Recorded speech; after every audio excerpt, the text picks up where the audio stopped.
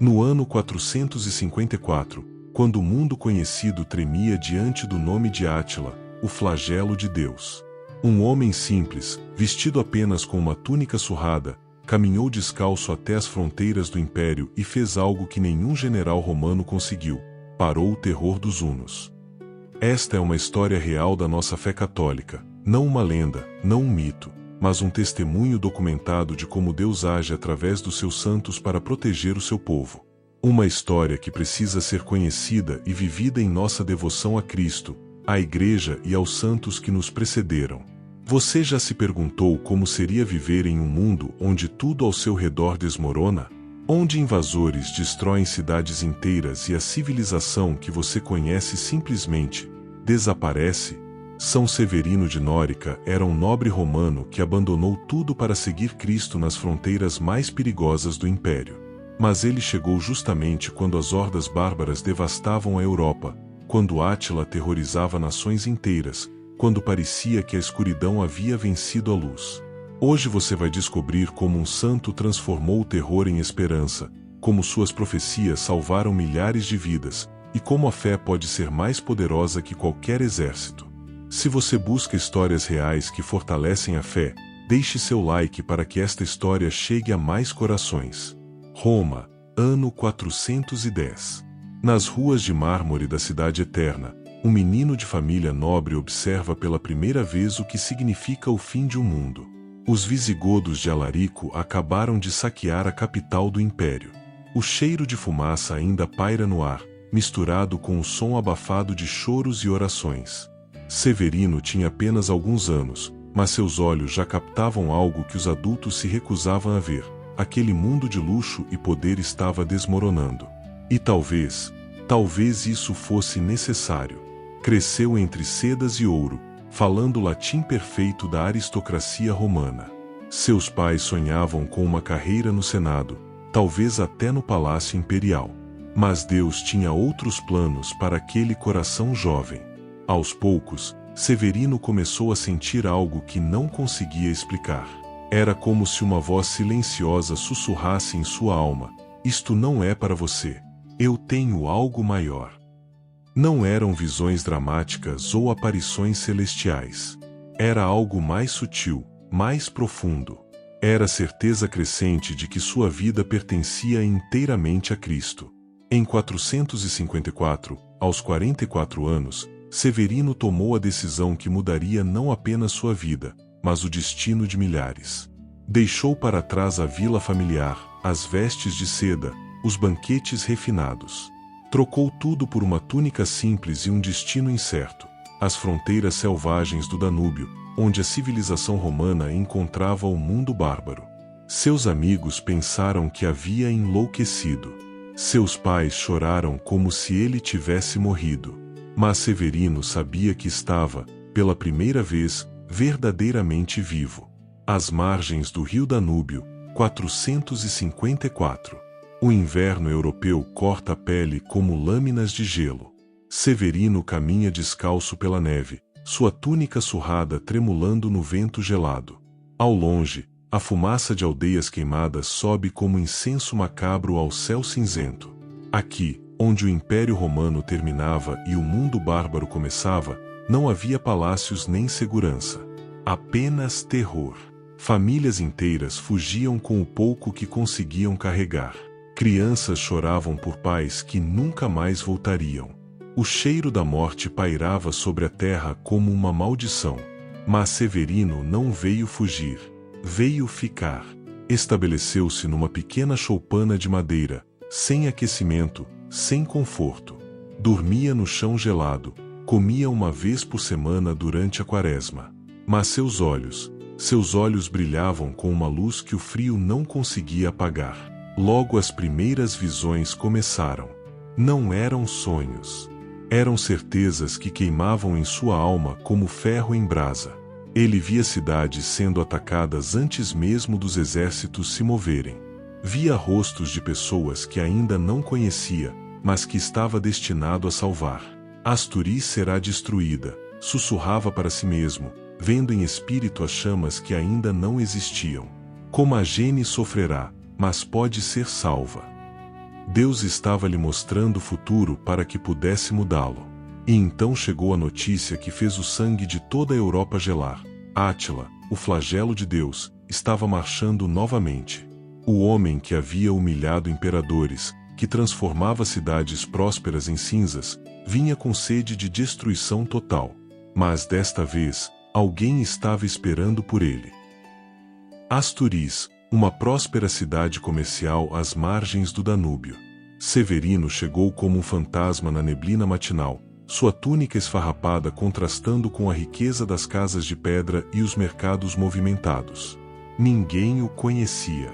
Ninguém o esperava. Ouçam-me, sua voz ecoou na praça central, firme apesar da simplicidade. Deus me mostrou o que está por vir. Átila marcha para cá.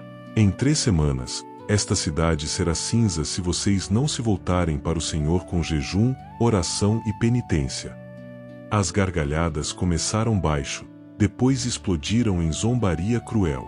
Comerciantes ricos apontavam para suas roupas pobres. Quem é esse mendigo louco? De onde saiu esse falso profeta? Átila está a centenas de quilômetros daqui. Severino permaneceu imóvel no centro da praça, lágrimas silenciosas escorrendo por seu rosto envelhecido pelo sol e pelo vento. Não chorava pela humilhação. Chorava pelas almas que se recusavam a escutar a misericórdia de Deus. Por 3 dias ele permaneceu ali, jejuando, orando, implorando. Algumas poucas mulheres idosas se aproximaram, tocadas por algo que não conseguiam explicar. Alguns poucos homens simples pararam para escutar. Mas a cidade, como um todo, havia escolhido a incredulidade. No 4º dia, Severino partiu. Não com raiva, mas com o coração partido. Sabia o que estava por vir. Exatamente 3 semanas depois, o horizonte se encheu de poeira. Milhares de cavaleiros hunos surgiram como uma tempestade de ferro e sangue. Átila havia chegado. Quando o sol se pôs naquele dia, Asturiz não existia mais. Casas queimadas, ruas vazias, silêncio onde antes havia vida. Cada riso que havia zombado da profecia agora era apenas eco no vento. Mas Deus ainda não havia terminado com Severino. Havia outra cidade, outro povo, outra chance para a misericórdia triunfar. Comagene. Uma cidade menor, mas cheia de vida. Severino chegou com o peso de Asturiz em seus ombros, mas também com uma determinação renovada. Desta vez, ele não estava sozinho. A notícia da destruição de Asturiz havia chegado antes dele, trazida por um sobrevivente em lágrimas. Eu vi, gritava o homem na praça central, ainda coberto de cinzas e sangue seco. Eu vi o que aconteceu com nossa cidade vizinha. Este homem, este santo homem havia avisado. Ninguém escutou. Ninguém acreditou. Desta vez, quando Severino falou, o silêncio foi absoluto. Átila vem para cá também, disse com voz serena, mas que carregava o peso da verdade. Mas Deus me mostrou que vocês podem ser salvos.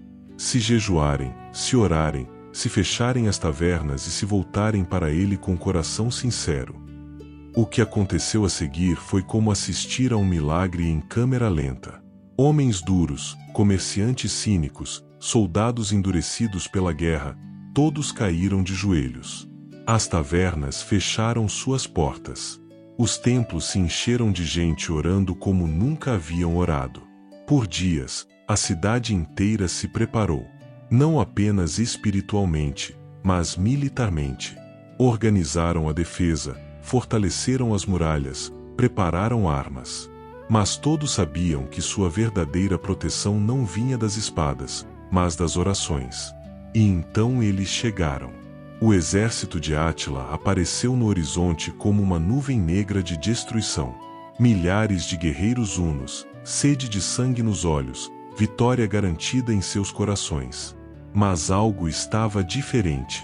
Severino estava no alto das muralhas, não com medo, mas com uma estranha paz. Seus lábios se moviam em oração silenciosa, seus olhos fixos no céu. De repente, a terra começou a tremer. Não uma vibração suave, mas um rugido profundo que vinha das entranhas do mundo. Pedras rolaram das montanhas. Árvores balançaram como galhos no vento. E os cavalos de Átila, aterrorizados, começaram a recuar. Os hunos, que nunca haviam conhecido medo, fugiram como crianças assombradas. Átila, o flagelo de Deus, havia sido parado por um terremoto que só poderia ter uma origem: o céu. A notícia do milagre de Comagene espalhou-se como fogo na palha seca. Mas o que aconteceu depois foi ainda mais extraordinário. Os próprios reis bárbaros, aqueles guerreiros ferozes que aterrorizavam o mundo civilizado, começaram a procurar Severino. Gibuldo, rei dos Alamanos, um gigante de guerra com cicatrizes de 1000 batalhas, chegou ao humilde mosteiro de Severino não como conquistador, mas como filho perdido em busca de um pai. Ensina-me, pediu, sua voz áspera quebrada pela emoção. Ensina-me sobre este Deus que comanda até os terremotos. Severino o recebeu não com pompa, mas com a simplicidade de Cristo. Ofereceu-lhe água fresca e pão simples. Falou-lhe não de conquistas, mas de amor. E algo no coração daquele guerreiro brutal se quebrou e se refez. Flaciteu, rei dos Ruges, outro terror dos campos de batalha, tornou-se como uma criança na presença do santo. Consultava-o antes de cada decisão importante, não por medo, mas por amor genuíno. Como pode um homem tão pobre ser tão rico? Perguntava, tocando a túnica remendada de Severino. A resposta de Severino era sempre a mesma, dita não com palavras, mas com vida: porque eu encontrei o tesouro que não pode ser roubado, o reino que não pode ser conquistado, o amor que não pode ser destruído. Mas o maior milagre não eram os terremotos ou as profecias. Era ver homens acostumados apenas com violência aprendendo a orar. Era testemunhar corações de pedra se transformando em corações de carne. Era assistir o impossível, lobos se tornando cordeiros. Um por um, os mosteiros que Severino fundava se tornavam faróis de luz em meio à escuridão. Não eram apenas refúgios para os cristãos perseguidos, mas escolas de uma nova civilização. Ali, ex-escravos aprendiam a ler. Ali, bárbaros aprendiam sobre misericórdia. Ali, o futuro da Europa estava sendo escrito com tinta de santidade. E Severino, o homem que havia abandonado um palácio romano, agora reinava sobre algo muito maior: corações transformados pela graça de Deus. 8 de janeiro de 482. Severino, agora com 72 anos, sente o peso de décadas de jejuns, vigílias e penitências. Mas seus olhos azuis ainda brilham com a mesma luz que um dia parou Átila. Reunindo seus discípulos pela última vez, ele faz sua profecia final, a mais dolorosa de todas. Meus filhos, sua voz é um sussurro que ecoa como trovão: eu parto hoje. Mas vocês também terão que partir. Esta terra que evangelizamos, estes mosteiros que construímos, serão abandonados. Deus está chamando vocês para levar esta luz para outros lugares. Lágrimas rolam pelos rostos endurecidos de homens que enfrentaram exércitos sem piscar. Severino sorri, aquele sorriso que converteu reis e parou invasões. Não chorem por mim. Chorem pelos que ainda não conhecem o amor de Cristo. Às 3 da tarde, exatamente como havia profetizado, Severino entrega sua alma a Deus.